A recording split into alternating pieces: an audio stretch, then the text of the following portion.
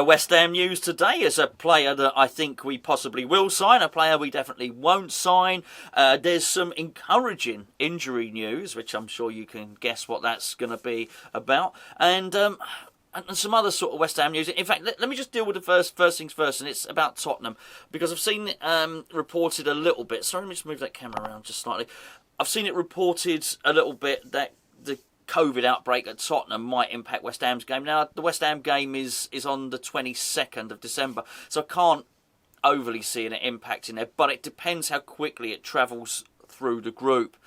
Where I think it might well impact West Ham is the fact that if it's spread and more of their players get it, then it's going to be difficult for them to pick up points, because as anybody that's looked at the table knows, Tottenham win their game in hand, they go above West Ham. When people like Son are out, I think Ben Davies is out, there's another first-team player as well.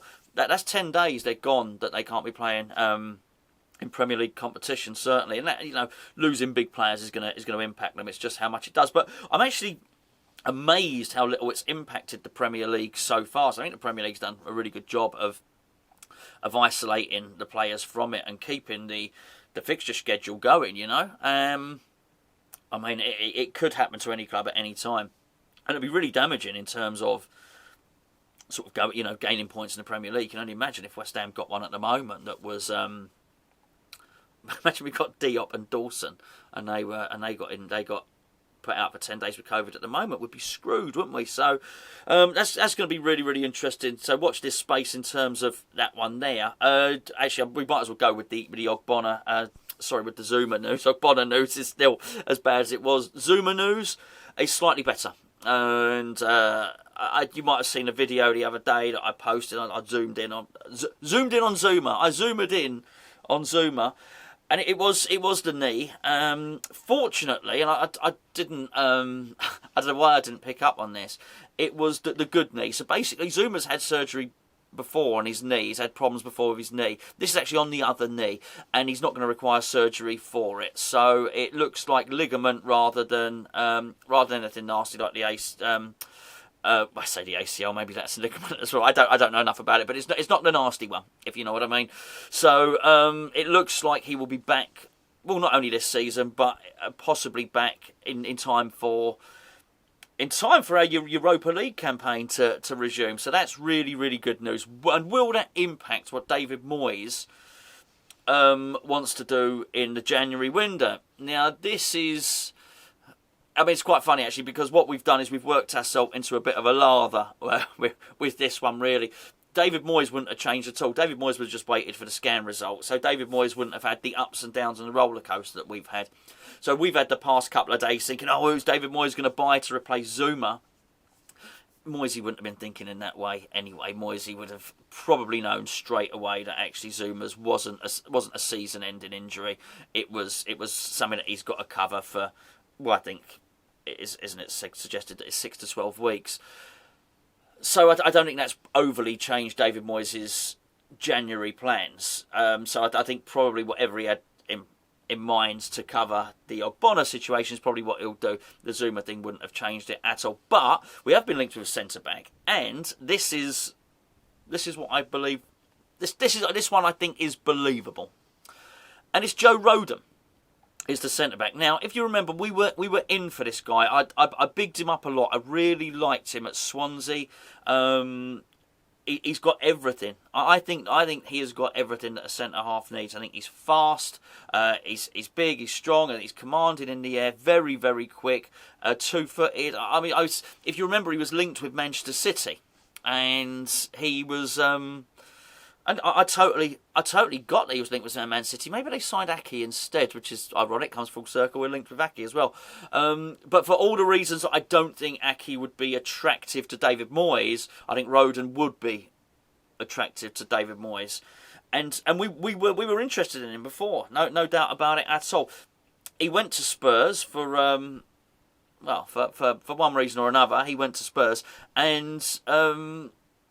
It's not worked out for him there, really. Let's be perfectly honest with you. And it appears that he wasn't able to get first-team football much anyway, and it seems that Conte's not really going to use him there. And that opens up a window of opportunity. He wants first-team football. I don't think that's I don't think that's a debate at all, really. His agent is Jonathan Barnett. I think that's the guy's name. Gareth Bale's agent. He's certainly somebody that's very vocal and very out there. Where, he very much wants his clients to be playing football and involved and the rest of it. And if it's not working out, he'll make himself, he'll make a nuisance of himself. He's a football agent to try and do what's best for his clients, and himself, I'm sure. The sticky point here is going to be Daniel Levy. I mean, is Daniel Levy going to want to give a player to West Ham? Probably not. But it looks like Newcastle are also interested. But it appears Newcastle are interested in everybody, including Jesse Lingard, by the way. We'll talk about that in just a second. Before I do, a lot of this transfer news, in fact, this story in particular, is on the OneFootball app, which you can download by clicking the link below. They've been supporting the channel for quite a long time now, and we thank them very much for it. But not just that, it's a fantastic football app. It puts all your news into one place. Basically, whoever you support, it put all your news together for you and give you all the news for that team, plus your national team as well. Lots of transfer gossip on there at the moment, as you can probably well imagine. Another one that's doing the rounds on there. Actually, we'll get to Lingard in a minute. I just want to put Naomi colours to the mast on this one. Eden Hazard, are you sure? I mean, we're getting heavily linked with him. This is massively agent-led, by the way. I don't claim to know who Eden Hazard's agent is. It's not worked out for him at Real Madrid, has it? Let's be fair.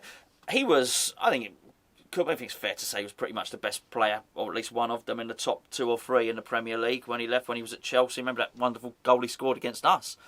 Not worked out at Real Madrid, as a lot of these players do. I think he wants to come back to the Premier League to rekindle former glories. There are a number of reasons for him not to come to West Ham. Number one would be the price. That being said, you have to start looking at West Ham as a viable option for some of these players for the reasons that he would want to come here. I'm saying we don't want him. But would he want to come to West Ham? Yes, because he's not going to go to... He's not going to go to Man City. Man City won't want him. Chelsea won't have him back. I mean, you saw all the wingers they've got. They don't need him either. Man United, no. They've got wingers they can't fit in the team anyway. Liverpool, I don't think so. I think he's the wrong age profile from him, which is I just don't think so. So you start, once you rule out those clubs, you have to, and it's hard to adjust this to West Ham fans, start looking at West Ham as a viable option. But I don't think we'd want him. I think he's the wrong age profile. I don't think he works back. You look at Bowen. Look at Bowen's performance. Look at how he tracks back. Look at what David Moyes has tried to do with Ben Rama and succeeded as well. Ben Rama wasn't last game. It was the game before last. Was throwing himself, was making blocks, was throwing himself in front of the ball to make blocks in front of our 18-yard box. This is what David Moyes wants his attacking players to do. Lanzini was as soon as he came on as a substitute against Brighton, I think, started throwing himself 1-2 tackles straight away, 4 nails. Again, it's just prodigious work rate. I just can't see it. As talented as Eden Hazard would be, I can't see it. And also, he earns too much money. He might want to leave Real Madrid. Well, I'll tell you what, how much do you want to leave Real Madrid? He's probably on 300 grand a week there. Do you want to leave Real Madrid? Okay, how much? 50 grand a week? He'd probably turn around and say, no, actually, I'll stay at Real Madrid. So I'm not sure how much he probably wants to. A little bit rich for our taste, and they're just not. We talk about this David Moyes character test. I don't think I'm not saying he's a bad character, far from it. Okay, but I just don't think he's the workaholic which David Moyes wants, and I just can't. Look, David Moyes wanted to get Haller and wanted to get Anderson out of the squad. I think he's got this workaholics dynamic there. I just don't see Hazard being. Fitting into that. One player who does fit into that is Jesse Lingard, and he's being heavily linked with Newcastle. And I mean, I'd be really disappointed if he signed for Newcastle. It has to be said. I would sort of get it. I would get it. He would sign. Okay, there's 2 reasons why he joined West Ham last time. The 2 reasons were to get into the England team ahead of a major championships, European Championship. This time it would be for the World Cup. To get into the England team and to play first team football. I think if he signed for Newcastle, he'd be signing for 2 reasons as well, but he wouldn't be signing for the same 2 reasons. And I think you know what I'm saying. Well, I'll just say it. I think it'd be for first team football and it'd be for money. Because you wouldn't force your way into into the England team, he's got to be, for him to force his way into the England team and to get ahead of these players, I've mentioned them all before, you're going to have to be playing at the top end of the Premier League, you have to be winning all the time, and ideally playing in Europe as well. And if he does that, if he's exceptional for West Ham, and he's exceptional in the knockout rounds of European competition, maybe, just maybe, that Gareth Southgate might think, actually, the informed James Maddison will leave him. Smith Rowe, who's playing well, will leave him. He will find a place for him.